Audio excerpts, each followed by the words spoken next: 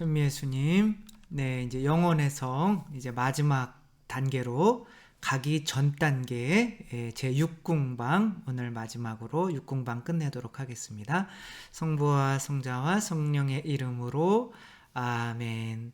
네, 6궁방 끝내는 것처럼 정말 이렇게 영성이 쑥쑥쑥쑥 갔으면 좋겠는데, 못 가본 길이지만, 그래도 번개가 한번 어두울 때 딱 쳤을 때, 어디로 가야 되나 모를 때 길이 짜자자작 보이는 것처럼 우리가 어디로 가야 되는지 그 목표를 그래도 본다는 게 의미가 있고, 그래야 더듬어 갈 수 있는 거니까 또 그러한 마음으로 이렇게 육궁방 마무리하도록 하겠습니다.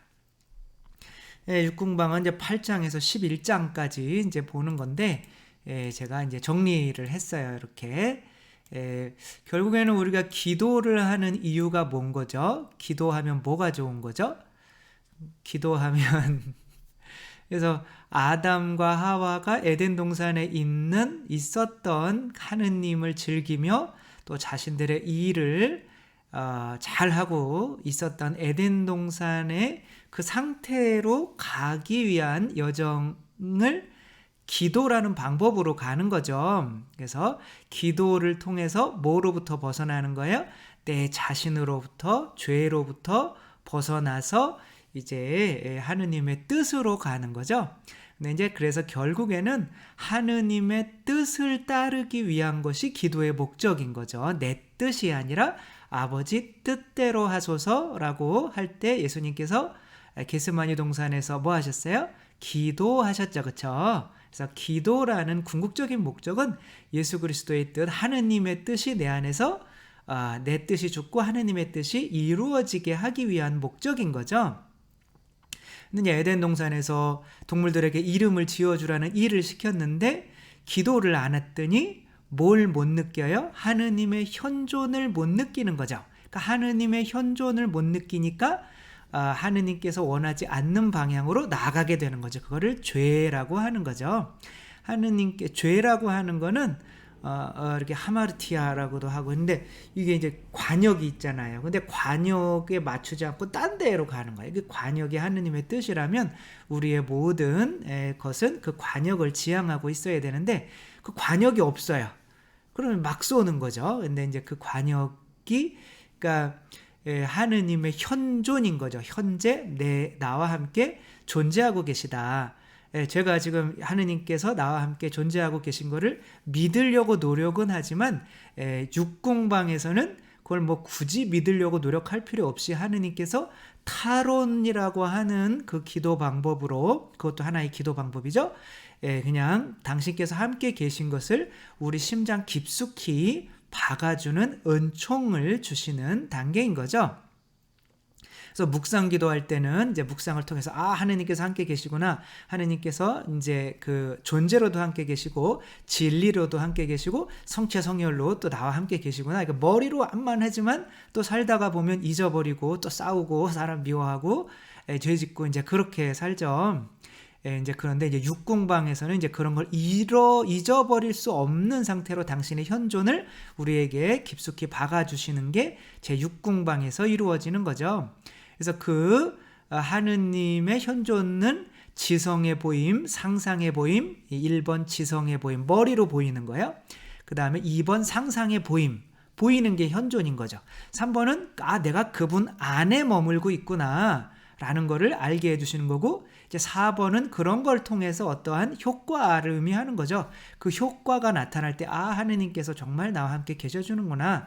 그게 이제 불화살, 화살을 맞는 거죠. 이 아빌라이 데레사 성녀께서 이렇게 불화살을 맞으시는 거죠.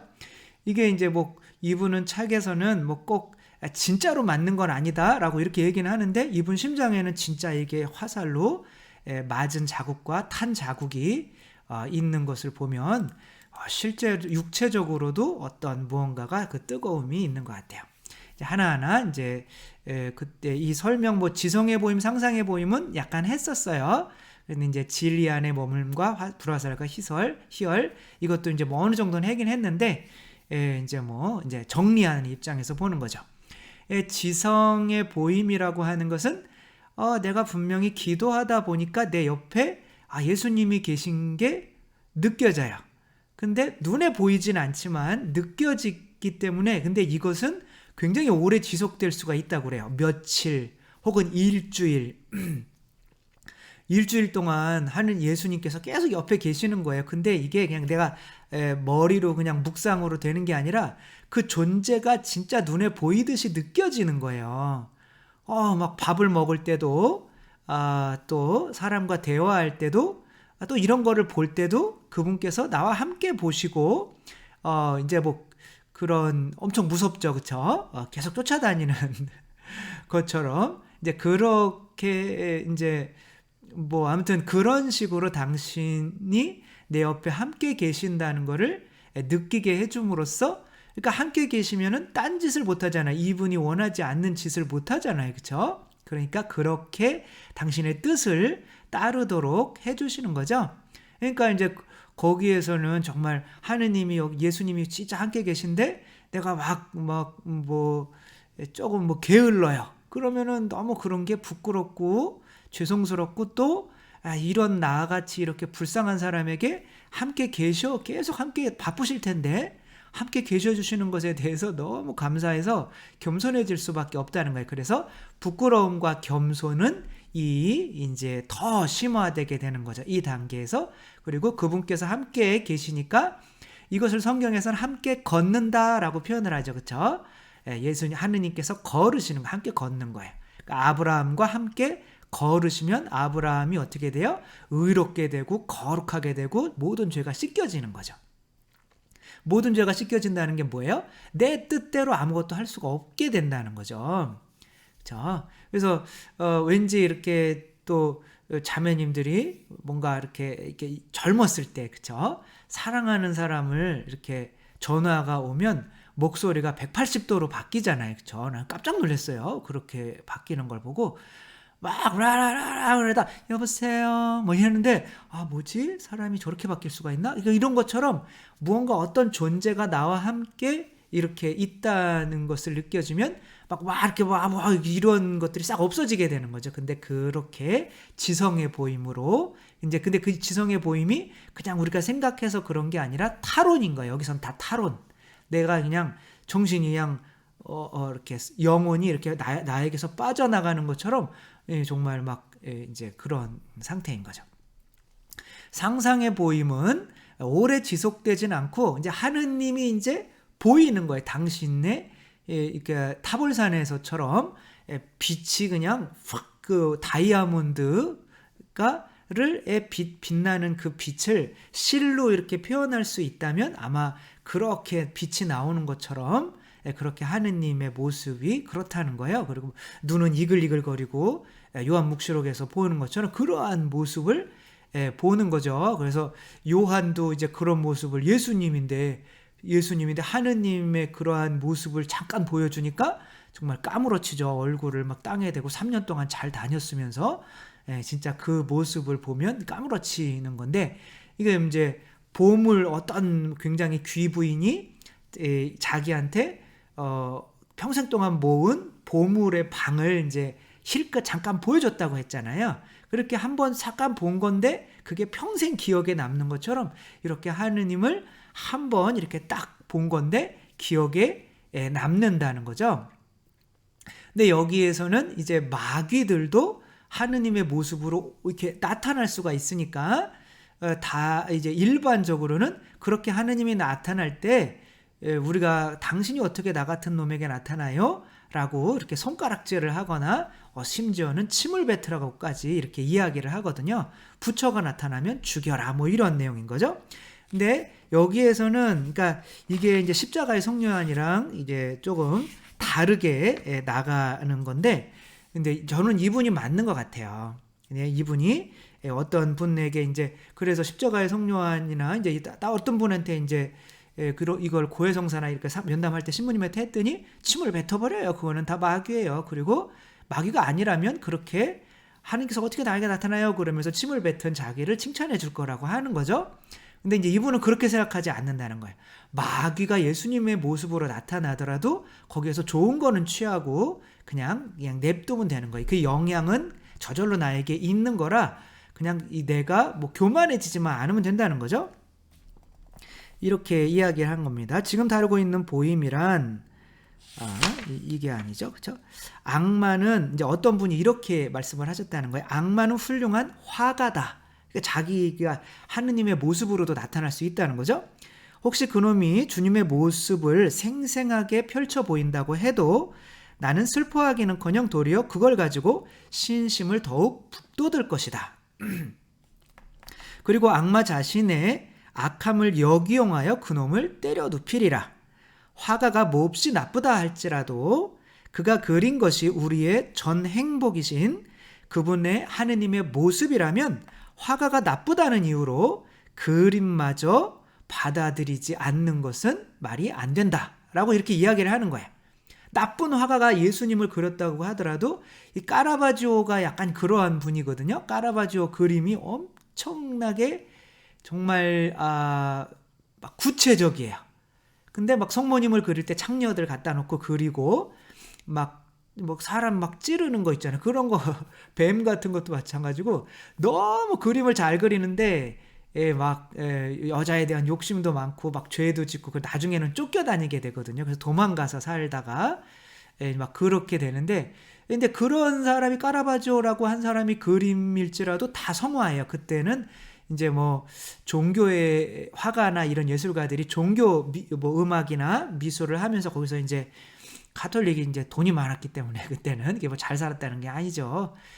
이제 아무튼 그렇게 해서 돈을 받아 먹어야 했기 때문에 어쩔 수 없이 성화를 그렸던 거예요. 근데 그런 카라바지오의 성화들이 엄청 잘 그려 또 예술 그런 게 있기 때문에 우리가 그렇게 거기에서 또 받아들일 건 받아들이는 것처럼 화가가 마귀가 예수님의 모습으로 나타났다고 해서 예수님한테 이렇게 손가락질해서는 안 된다는 거죠. 저 학자님은 이 보임에 부딪혔을 때 손가락으로 상짓을 하라는 사람들을 매우 언짢게 여기셨으니까 지금도 이제 그런 거고, 그러니까 저도 약간 이제 그렇게 얘기했던 적이 많았던 것 같아요. 예수님이 나타나면 이제 십자가의 성료안이 좀 강했던 거죠. 침을 뱉어라 예수님한테. 근데 하면서도 좀 이상하긴 했어요. 근데 그 때문에 당신은 우리 임금님의 존영이 어디에 있는지 공경으로 받아들여야 된다고 말씀하셨는데 나도 옳다고 생각합니다. 그러니까 그 그림 안에 하느님의 존영, 그 존귀하고 그런 영원한 거기가 있는데 거기에다가 그렇게 하는 거는 마귀한테 나타났다도 써도 아니라는 거죠. 사랑하는 사람의 초상에다가 그 같은 욕을 하는 것을 보고 좋아할 사람은 없을 것입니다. 이렇게 얘기하는 거죠. 그러면서 어쨌거나 이제 이런 탈원의 빨리 나는 저런 탈원의 기도에 가서 정말 한시라도 예수님이 나랑 함께 계시는구나, 이 현존을 잊어버리지 않고 살고 싶다라고 그래서 빨리 은혜를 받아야지 라고 하지 말라는 거죠. 그렇게 해서 오는 게 아니라는 거예요. 그래서 뭐 여러 가지를 뭐 설명을 하고 있는데 첫 번째는 교만이라는 거, 제일 중요한 거는 아직 내가 그렇게 하느님의 탈원의 상태에 이를 수 있을 정도로 내가 그것을 바랄 정도의 그렇게 교만한 사람이라면 하느님은 절대 안 나타나신다는 거죠. 그래서 이렇게 일공방해가 뭐였어요? 자인식이죠. 내가 마귀구나, 내가 나쁜 놈이구나, 그렇게 인식해서 내 자신과 싸우는 게 일공방인데, 근데 내가 이미 내가 그분을 만날 수 있는 수준이 됐어, 그러니까 빨리 열심히 노력하면 탈원의 상태에 오를 거야, 이런 사람은 절대 못 오른다는 거죠. 그래서 이 은총을 바래서는 안 된다는 거예요. 지체 낮은 농사꾼이 임금이 되고 싶어하는 마음을 가지지 않는 게 옳습니다. 도무지 그럴 자격이 없으니 불가능함을 아는 것과 같습니다. 뭐 이렇게 얘기하는 거고, 사람이 또 너무 애타게 원하다 보면 내 상상으로 그리게 된다는 거야. 그래서 막 환상 같은 거 있잖아요. 이제 그런 것들이 막 나타나게 되는 거야. 물론 자아에 너무 휩쓸려도 우리 그 아른힐 레우뱅이 쓴 나는 자주 죽고 싶었다, 그리고 아주 가끔 살고 싶었다, 이런 책에서도 어떻게 돼요? 막 환상이 나타나죠. 막 늑대들도 나타나서 내 다리 물어 뜯고 용도 막 나타나고 근데 이제 그것은 이제 내 자아에 너무 휩쓸렸을 때 이제 그렇게 되는 거죠. 그러니까 내 자아라고 하는 거는 내가 무언가 원하는 것들을 환상으로도 이렇게 나타나게 해줄 수 있는 능력이 있는 거예요. 근데 자칫 나는 예수님 정말 보고 싶고 위로받고 싶다 그러다 보면 진짜 예수님이 나타나는 거예요. 내가 제 자신이 그린다는 거예요. 기도하다 보면 내가 예수님이 다 나를 이렇게 안아주시고 나를 이렇게 위로해 주시고 나를 이렇게 감싸 주시고 안수 주시고 이러한 형체들이 나타난다는 거예요. 실제로. 그런데 그거는 내 자신에게 속는 거라는 거죠. 그래서 내가 너무 바라다 보면 이런 환상까지 보일 수 있으니까 그러지 말라는 거죠. 대부분 이제 내용이 이제 교만 때문에 그런다고 하는 거예요. 그리고 정말 그렇게 그분을 만났을 때 받는 이 고통을 알고나 청하는 거냐라는 말도 있고, 그리고 이제 아무튼 그런 교만한 상태에서 하느님이 나타나면 사울처럼 된다는 거죠. 사울이 왕이 됐는데 그 하느님께서 왕으로 이끌어 주신 이 사울도 뭐 일반 평민이었잖아요. 근데 왕으로 만들어 주신 이 하느님의 이 겸손이 없으니까 본인이 이제 교만해져서 왕권을 노리는 다윗을 막 죽이려고도 하고 자기 혼자 제사 지내고, 그래서 결국에는 사무엘이 하느님의 뜻을 받들어서 이제 다윗이 뭐 이제 쫓겨나게 되는 거죠. 물론 뭐 다윗은 그냥 죽는 거긴 하지만, 이 은혜가 아주 높고 완전한 덕을 닦는 데 큰 도움을 주는 것이 사실이지만 자기 자신의 노력의 대가로 덕을 닦는 사람이라면 한결 그 공이 클 거다. 이게 하느님의 뜻이 내 안에 이루어지게 하려고 노력을 해야지, 이것을 통해서 이렇게 하려고 하는 것보다 하느님을 못 보고 탈원 상태가 안 된 상태에서 이렇게 그 하느님의 뜻을 따르려고 하는 사람이 공이 더 크다는 거죠. 그래서 마더 데레사 같은 경우는 기도가 그냥 거의 안 됐거든. 30-40년 동안 그냥 메마름 속에서 사는 거예요. 하느님이 계신지 안 계신지. 근데 그런 가운데에서도 어떻게 해요? 하느님을 만난 사람보다 하느님의 뜻이 당신 안에서 더 이루어지게 했기 때문에 그분이 성녀가 되신 거죠. 뭐 탈원의 단계에 올라서가 성녀가 아니라 그게 더 훌륭한 일이다. 그러니까 하느님의 뜻이 내 안에 이루어지려고 노력을 해야 되고, 나 같은 사람은 그런 하느님이 이런 은혜는 받을 수가 없어 라는 그런 자기 자신을 점점 더 알아갈 때 하느님이 어느 때에 이제 은혜를 주시는 거지, 그 은혜를 받으려고 해서는 안 된다는 거죠. 이것까지는 이제 전에 이렇게 했었던 건데, 진리 안에 머문, 이거 뭐냐면 이렇게 얘기를 합니다. 누가 기도를 드리고 있고 그 감각도 이제 멀쩡해요. 근데 홀연 얼이 빠져나가서 무아의 경지에서, 무아가 뭐야? 내 자신이 없어진 거죠. 무아의 경지에서 하느님의 가르치는 깊은 신비를 깨우친다는 거예요.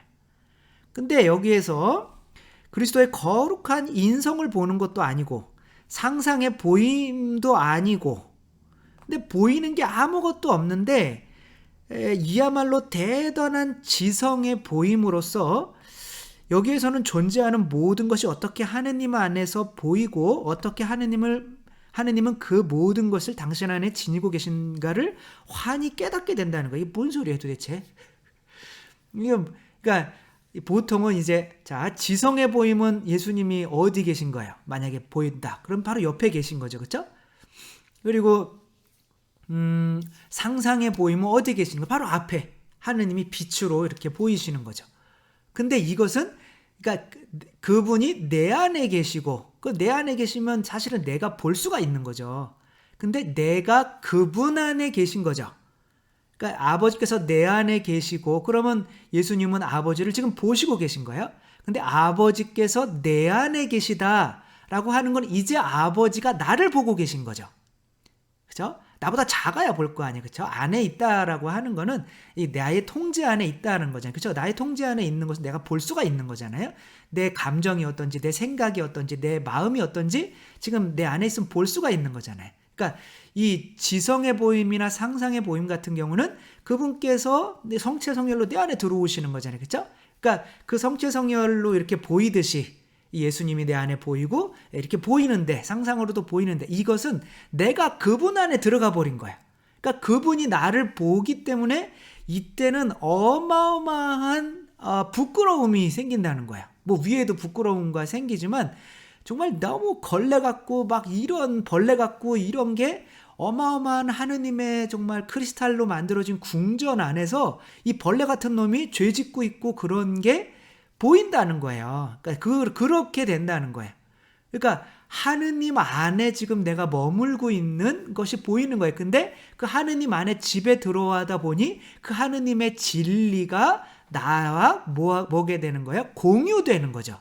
그러니까 순식간에 나의 정말 어마어마하게 비천함을 깨닫고 하느님의 어마어마한 그 하느님의 위대하심을 깨닫게 된다는 거죠. 그게 이제 진리 안에 머뭅이라는 거야. 이것도 이렇게 오래 가지는 않는다. 왜냐하면 이런 것들이 이제 오래 가면 버틸 수가 없다는 거야, 인간이.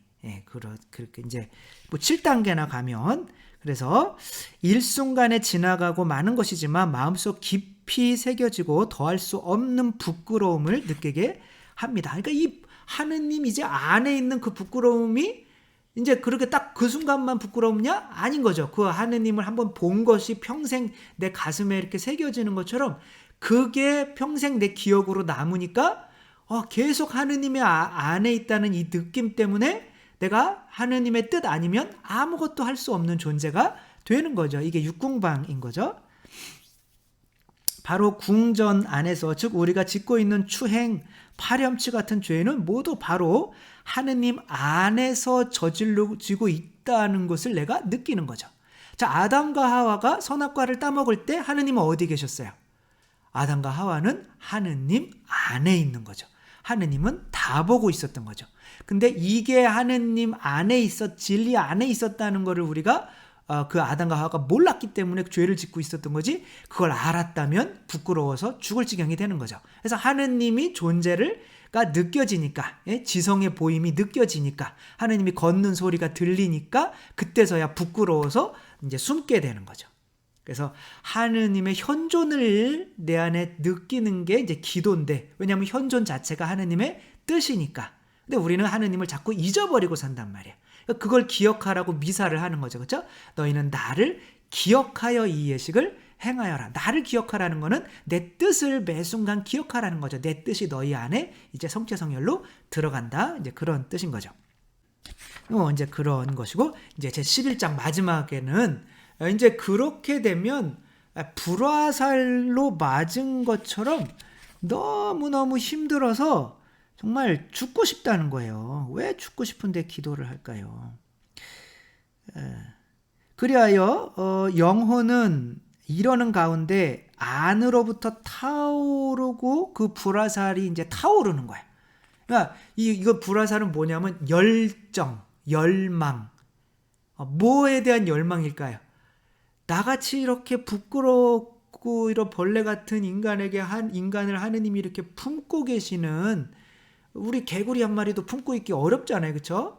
그러니까 우리는 하느님 앞에서 그보다 훨씬 못난 존재인데 그렇게 품고 계시는 것에 대한 그분의 부끄러움도 있지만 그분을 어떻게 하면 기쁘게 해드리고 보답할 수 있을까로 어떻게 한다는 거예요? 그것 때문에 너무 힘들다는 거예요. 내가 이 사람에게 보답을 해야 되는데 너무 힘든 거예요. 우리도 막 계속 받아먹기만 해요, 누구한테. 근데 나는 이 사람한테 사줄 돈이 단 10원도 없어요. 그래서 정말 이게 막 한 10번 이 사람이 사줬으면 한 번이라도 좀 갚고 싶잖아요. 근데 그게 1억 번 동안 계속 했다고 생각을 해보세요. 그러면 이 부담감, 그렇지만 그래도 그분은 사랑 가득한 분이라 뭐 1조 번이라도 계속 주실 거예요. 그렇지만 나는 그분께 정말 한 번이라도 그냥 밥을 한번 사드리고 싶은 마음 때문에 아주 그냥 죽겠는 거예요. 심장이 타들어간다는 말이죠. 그래서 그 희열을 느끼면서, 그 희열이 아니라 그 열정 때문에 하느님이 나와 함께 계신다는 거. 그러니까 1억 번 얻어먹은 게 확실하잖아요. 그게 그분께 뭔가 그렇게 해드리고 싶은 열정이 불화살로 내 심장이 찔리듯 내 안에서 타고 있는데 어떻게 그분께 받은 은혜가 잊혀질 수가 있겠어요. 그렇죠? 그렇게 분명하다는 거죠. 그래야 영혼은 이러는 가운데 안으로 타오르고 있을 때 가끔 죽음이 몹시 더디 오는구나. 빨리 죽어버렸으면 좋겠다.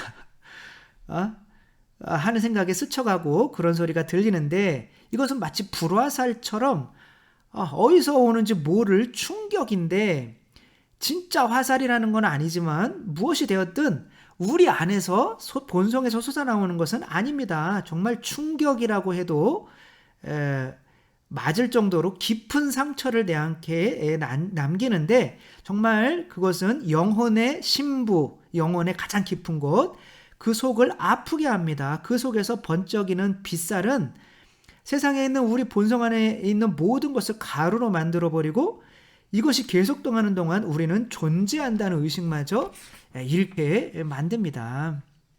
아무튼 이런 고통이 계속 된다는 거예요. 그래서 왜 그렇습니까? 하느님이 위대하심이 갈수록 더 깨쳐지는 한편, 하느님은 위대하심이 더 깨쳐지는 한편 그 님을 멀리 두고 가까이 누릴 수 없는 자신을 살펴볼 때 욕망이 더욱 치솟기 때문인데 이와 더불어 이 위대하신 주 하느님이야말로 정말 마땅히 사랑받으셔야 한다는 사실이 너무 뚜렷해져서 그만큼 사랑하는 마음으로 불타기 때문입니다. 이렇게 쓰고 있는 거죠. 그러니까 그분을 정말 사랑에 불타게 되는 거죠. 그 사랑이 불타고 계속 불타고 있으면 이제 하느님이 내 안에 계신 거죠. 그렇게 됐으면 좋겠으면서도 또 그 고통이 얼마나 이제 심할까 생각하면 두렵기도 하고 이제 하는 거죠. 그러나 내 짐작으로는 이 세상의 고통과 비애가 아무리 크다 해도 여기서 당하는 고생보다 작다고 생각한다. 엄청 고통스럽다는 거죠. 근데 이것은 뭐 15분이나 이것도 타론의 하나의 이제 경지인 거예요. 15분이나 뭐 길으면 뭐 몇 시간, 두세 시간 이상 되는데 더 이상 길어지면 이제 이것도 죽는데요. 무슨 기도가 이렇게 무서워요. 대개는 심한 타론이나 어떤 보임이 따르기 마련인데 이 기도에서도 이러는 가운데 참다운 위로를 주시는 님은 그 영혼에게 위로와 힘을 내리시고 당신 뜻대로만 살고 싶게 만들어 주십니다. 영혼이 받는 효과는 엄청나고 이 어떠한 고생이 닥쳐올지라도 이 영혼이 겪었던 쓰라린 고통에 비하면 고생 따위는 아무것도 이게 뭔 소리예요? 그러니까 이 고통이 곧 희열인 거죠. 희열. 그래서 이 죽을 위험이 두 개가 있대요. 두 개가 있는데 정말 탈원 상태로 돌아가시는 분도 십자가에 글라라 성녀 있었다고 하잖아요. 이거 목숨 걸고 해야 되는 기도예요. 이거는 그렇죠? 육궁방부터는. 그래서 그렇게 하느님을 만나고 싶어서 그래서 정말 너무 고통스러워서 빨리 죽고 싶다. 하느님 만나고 싶다. 그렇게 해서 죽는 경우가 있고 정말 이 과도한 희열로 너무 고통스러우면서도 하느님과 함께 있는 이 기쁨으로 죽게도 된다는 거죠. 그래서 한번 읽어볼게요. 그 하나는 두 가지 죽을 위험이 있는데 하나는 방금 말한 이 고통 때문에 죽고 싶기도 하고 그 두 번째는 과도한 희열로서 이 기쁨으로써 영혼은 너무나도 기쁜 나머지 기진맥진하게 돼서 당장이라도 육체에서 뛰쳐나갈 것 같은 생각이 든다. 사실 그렇게만 된다면 여복이나 있겠습니까? 빨리 그렇게라도 죽고 싶다는 거죠. 정말 기도가 참 이상하죠. 이렇게 육궁방이 이제 끝나는 거죠. 이렇게 이제 칠궁방은 이제 뭔가 이것과 또 구분되는 어떤 것이 있는데 육궁방에서는 보니까 내가 아버지 안에 있고 아버지께서 내 안에 계시다는 것을 믿지 못하겠느냐라고 할 때 제 육궁방을 거치면 확실히 믿게 될 수밖에 없는 것 같아요. 그렇죠? 그분께서 나와 함께 계시고 또 내가 그분 안에 있다는 것을 머리로 깨닫고 뭐를 하려고 하는 것이 아니라 실체적으로 여기에서는 하느님께서 탈원 상태에서 느끼게 해주시기 때문인 거죠. 근데 그 목적은 뭐다? 다 하느님의 뜻, 내가 너희를 사랑한 것처럼 너희도 서로 사랑하여라. 그러니까 하느님 사랑, 이웃 사랑이 이제 내 안에서 실현되게 하기 위한 거죠. 그러니까 우리는 이 기도가 이렇게 가는 건 알고 있어도 결국에는 목적은 내가 하느님을 더 찬미하고 이웃을 더 사랑하기 위한 거구나. 그것에만 노력하다 보면 하느님께서 너무 이렇게 아기가 계단을 올라가려고 하는데 이렇게 못 올라가고 있어요. 그럼 하느님이 답답해서 아이고 참 답답하네. 그래서 통을 이렇게 탁 들어서 이렇게 올려주시는 게 기도의 단계가 올라가는 거죠. 그래서 우리들은 이 기도를 어떻게 하는 것보다는 내가 어떻게 하느님을 더 찬미하고 어떻게 이웃을 더 사랑할 수 있을지에만 전력을 다해서 노력하다 보면 이렇게 경지에 오를 수 있을 것 같습니다. 주님께서 여러분과 함께 전능하신 천주 성부와 성자와 성령께서는 여기 모인 모든 이에게 축복을 내리시어 길이 머물게 하소서. 주님과 함께 가서 복음을 전합시다. 하느님 감사합니다. 성부와 성자와 성령의 이름으로 아멘. 네, 감사합니다. 사랑합니다.